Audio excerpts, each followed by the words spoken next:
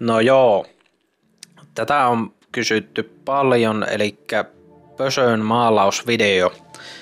Ja tässäpä tulee samalla videolla kaikki, eli maalauksesta valmiiksi näette uudet värit tällä videolla. Tämä on aika tiukka paketti, me ei ole hirveästi kuvattu, ei ole ollut kamerakkaan mukana. Kännykällä on näitä pätkiä vaan otettu sieltä täältä. Siinä pikkusen pohjamaali ja meikäläinen huiski tonne saumoihin. Vaihettiin tosiaan tuo katto ja oikea kylki ja helma. Ja siinä oli jo hiottuna. Ja sitten siirrytäänkin maalaukseen ja pohjaväriksihän tuli valakea Mipan Super White automaali. Ja siinä on jo ensimmäinen kerros vedetty. Ja tosiaan tällä videolla mitä näkyy maalausta ja teippausta, niin kannattaa kyllä ammattilaisten pitää silmät kiinni. En ole nimittäin ikinä ruiskulla maalannut enkä ole autoa teipannut, mutta molemmat tein silti ihan päättäväisesti itse alusta loppuun. Siinä on jo vähän kiiltävää pintaa. Laitettiin aika isolle tuo maalin syöttö tuosta ruiskusta, niin meinas tulla vähän valuumia, eikä vaan meinannut, vaan tuli. Mutta aika hyvin ne on saatu hiottua nyt myöhemmin piiloon.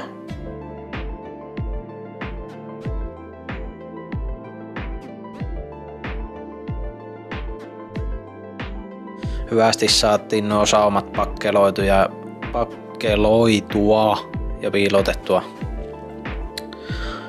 Siinä on vähän valuumia lisää ja siellä kanssa.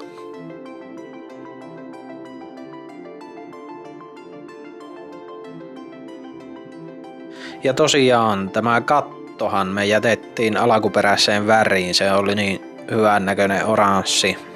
Tuossa tallissa se vähän näyttää tommoselta punaiselta. Mutta se tosiaan jätettiin tuohon ja säästettiin maalia, kun ei maalattu kattoa. Sitten ollaankin jo teippaushommilla. Teippauksiin visio tuli viime kauden Toyotan väreistä VRC Toyotalta, mutta punaisen sijaan onkin oranssia, niin kuin tiimin väreihin kuuluu. Ja osittain tai oikeastaan aika iso osa väreistä sitten tuli ihan omasta päästä ja kuviot nimenomaan, ei värit.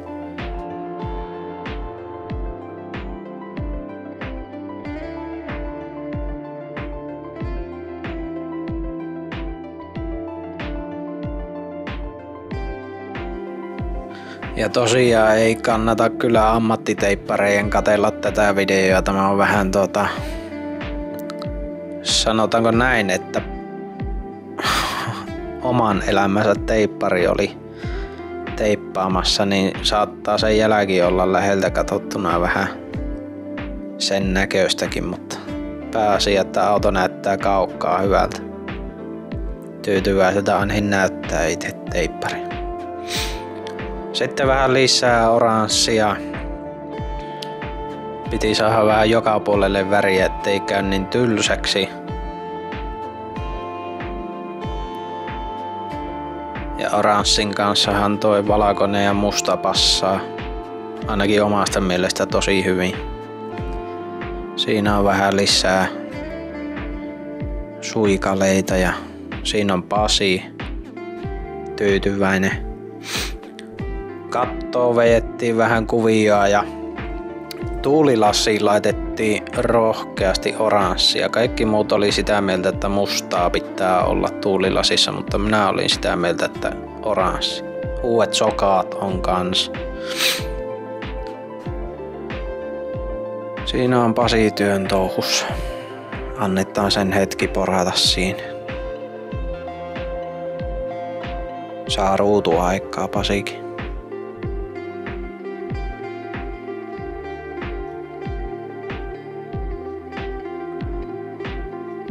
Joo, eiköhän mennä eteenpäin.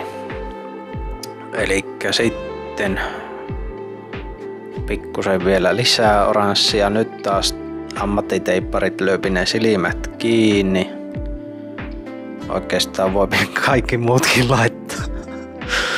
Mutta omasta mielestä yllättävän hyvää jälkeä tuli kyllä, että odotuksiin nähden ja kokemuksiin nähden.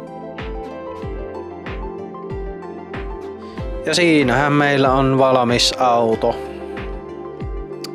7. syyskuuta otettiin katto pois ja 22. lokakuuta on tämä video kuvattu, että reilu, no sanotaan vajaa 2 kuukautta meni niin koko shows.